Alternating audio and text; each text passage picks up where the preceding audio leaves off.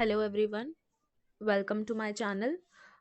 आज हम इस वीडियो में देखेंगे इम्पॉर्टेंट क्वेश्चंस जो सभी बच्चे जो भी अंडर ग्रेजुएशन स्टूडेंट्स हैं एसओएल के, एनसी वेब के या रेगुलर के, जिनके पास ये एक सब्जेक्ट है बीए प्रोग्राम में पब्लिक एडमिनिस्ट्रेशन इन इंडिया, उसके सेमेस्टर 1 के जितने भी इम्पॉर्टेंट क्वेश्चंस हैं हम उसके बारे में देखेंगे।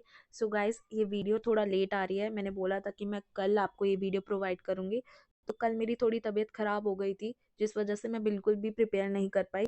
तो उसके लिए सॉरी। एंड बहुत सारे सब्सक्राइबर्स हैं, मुझे बहुत अच्छा फील होने लगा है कि मतलब आप लोग मुझे सपोर्ट कर रहे हो और अपनी जो भी कमेंट्स करते हो मैं सब रीड करती हूँ एंड मैं ट्राई करती हूँ सबके रिप्लाई करूँ।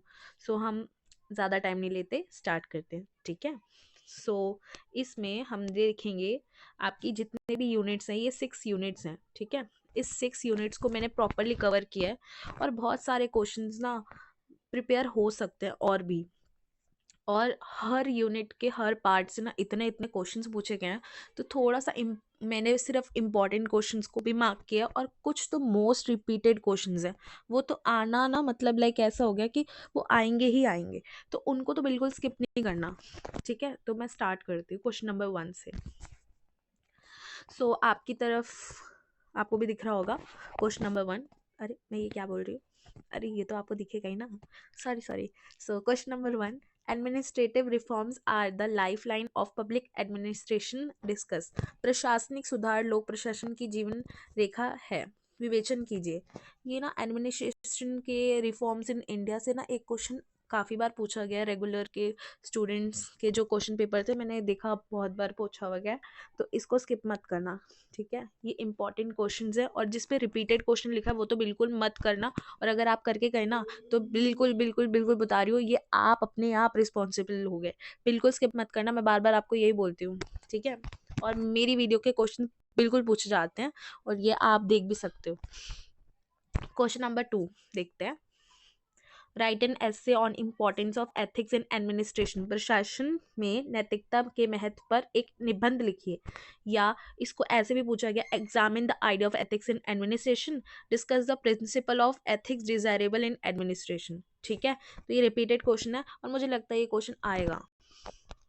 अब देखते हैं क्या रहता है पेपर में। क्वेश्चन नंबर 3 है आपका, examine the structure of civil services during the colonial period in India. मैं आपको दिखा दिया है आपको कितनी बार ये पूछा गया है और ये इस तरीके से पूछा गया है, तो बिल्कुल ये क्वेश्चंस को नहीं करना है स्किप, ठीक है। और अच्छे से प्रिपेयर करना है इन क्वेश्चंस को। Elaborate the major constitution provision related to civil services India. Bharat में सिविल सेवाओं से संबंधित प्रमुख संवैधानिक प्रावधानों का विस्तार से वर्णन कीजिए। तो ये क्वेश्चन बिल्कुल भी स्किप नहीं करने हैं, बार बार मैं बोल रही हूँ और आप भी प्लीज इसको थोड़ा सा सीरियसली लेना, ठीक है। अब हम बात करते हैं क्वेश्चन नंबर 4 की। What is decentralisation, discuss the role that PRIs play in promoting grass root democracy.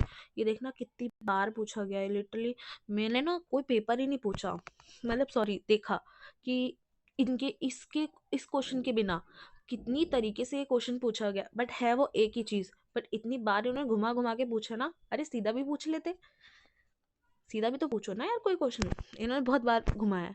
खैर, हमें तो प्रिपेयर करना है ना। तो ये क्वेश्चन बिल्कुल स्किप मत करना, रिपीटेड क्वेश्चंस को बिल्कुल मत करना।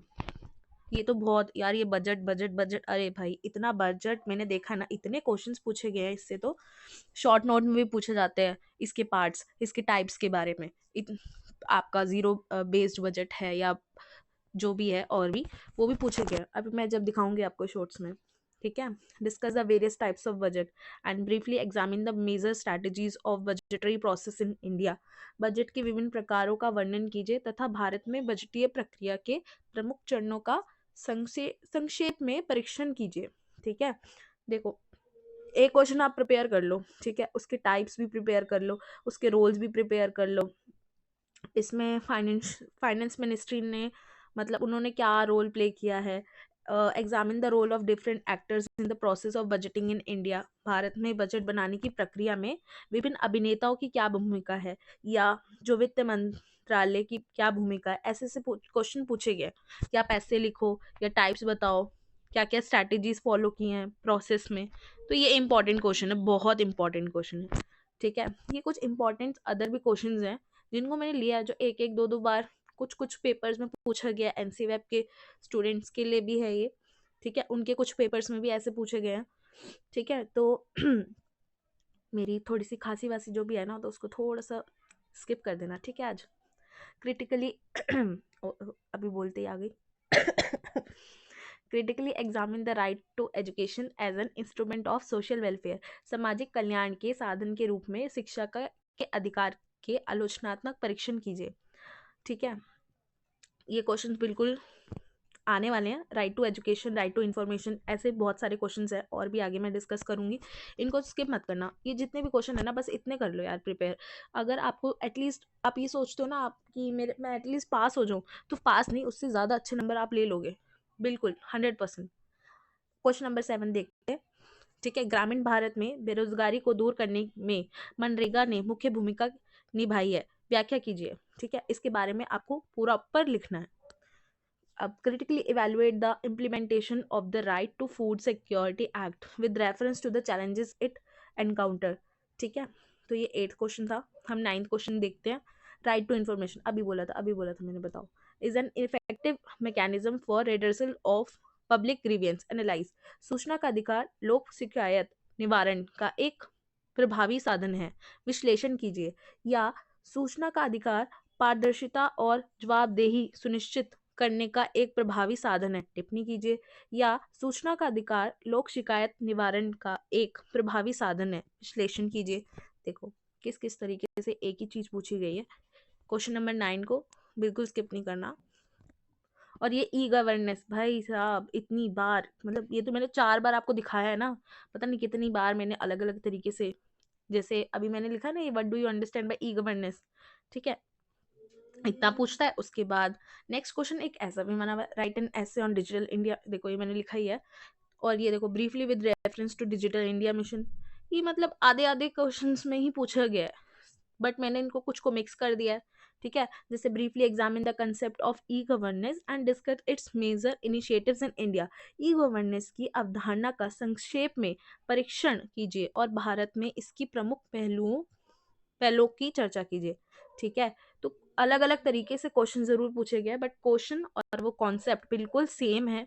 घबराना नहीं है कि ये क्या पूछ लिया, मैंने तो किया ही नहीं था, नहीं, आपने किया हुआ है। और अपने पे ना थोड़ा सा बिलीव रखते हैं और वो क्वेश्चंस पहले करते हैं जो आपको आते हैं, और उन क्वेश्चंस को थोड़ा सा टाइम लो, जो भी आपको समझ में आता है ना वो आप लिखो, और ऐसे इससे बाहर ना ज्यादा क्वेश्चंस आएंगे भी नहीं, ठीक है। अब नेक्स्ट क्वेश्चन देखते हैं।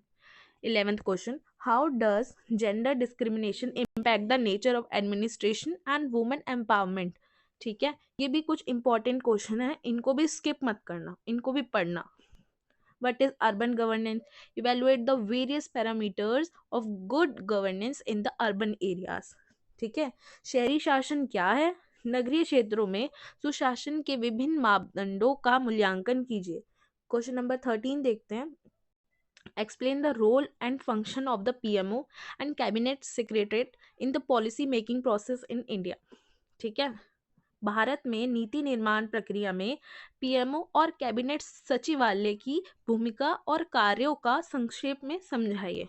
तो ये क्वेश्चन ना एक एक दो दो बारी रिपीट थे, तो मैंने सिर्फ उनको ही एक एक बार लिया है और उनको आपको बताया कि इनको भी करना है प्रिपेयर, ठीक है।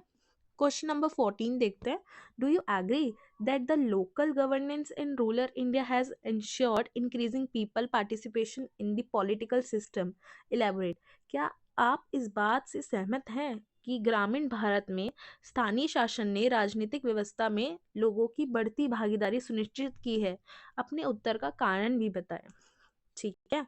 क्वेश्चन नंबर 15 है, ये आई थिंक रिपीट क्वेश्चन हो गया जो मैंने आपको शायद बताया, हाँ एक थोड़ा रिपीट क्वेश्चन है, तो देख लेते हैं फिर से। भारत में नीति निर्माण प्रक्रिया में जो भी आपके कैबिनेट सचिवालय और पीएमओ की क्या क्या भूमिका है और कार्य को संक्षेप में बताना है। Right short notes on the following, तो ये अपनी लास्ट वीडियोस में मैं आपको बताती हूँ कि जो भी येलो मार्क हैं उनको बिल्कुल स्किप नहीं करना, वो कम से कम ना 4-4 5 बार पेपर में रिपीट आए हैं लास्ट ईयर्स के, तो इनको तो नहीं करना है।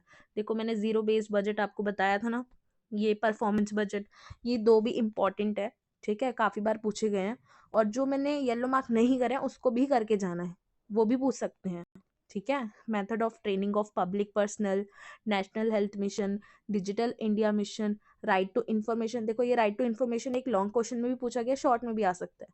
तो ठीक है, एक बार प्रिपेयर कर लो, दोनों के लिए okay. Zero based budget, citizen charter, ये तो बहुत बार ना शॉर्ट क्वेश्चन में पूछा गया, मतलब शॉर्ट नोट में। Journalist versus specialist, right to education, performance budget, ठीक है, cabinet secretariat, national food security act 2013। ठीक है, तो आप इन क्वेश्चंस को ना 16 क्वेश्चन जितने भी हैं इनको अच्छे से प्रिपेयर कर लो। ठीक है, और कैसे कैसे पूछे गए ना वो क्वेश्चंस को भी ना अच्छे से पढ़ना। ये नहीं कि मतलब मैंने सिर्फ बजट प्रिपेयर कर लिया, बट बजट से और किस किस तरीके से क्वेश्चन पूछेंगे वो मैंने देखा ही नहीं, तो उनको भी प्रिपेयर करना है। ऐसे इनको पक्का कर लो, और आने वाले पेपर के लिए सबको ऑल द बेस्ट। नेक्स्ट किसके लिए आपको वीडियो चाहिए ये भी बताना। और मैंने देखा है कुछ ना लोग, जो भी आप ही लोग हो, मेरी फैमिली ही हो एक तरीके से, तो आप लोग ना वीडियो को प्रॉपर देख ही नहीं रहे, और सब्सक्राइब तो करते ही नहीं हो यार आप लोग। और शेयर, मुझे लगता है कि मैं बस बोलती हूँ बट करता कोई भी नहीं है। तो मुझे ना थोड़ा सा आप लोगों का सपोर्ट चाहिए, और मैं कोशिश भी कर रही हूँ कि आप जो जो मुझे अपने कमेंट दो, मैं उसको अच्छे से वो चीज़ लाऊं और आपके लिए अच्छा करूं। तो यहीं करते हैं इस वीडियो को एंड, और अपना प्यार देते रहो मुझे। और आपको कैसी लगी वीडियो ये भी बताना, और बेस्ट ऑफ लक आने वाले पेपर के लिए, और अच्छा करके आना, और कैसा गया पेपर ये ज़रूर बताना। ठीक है, चलो bye bye, thank you everyone.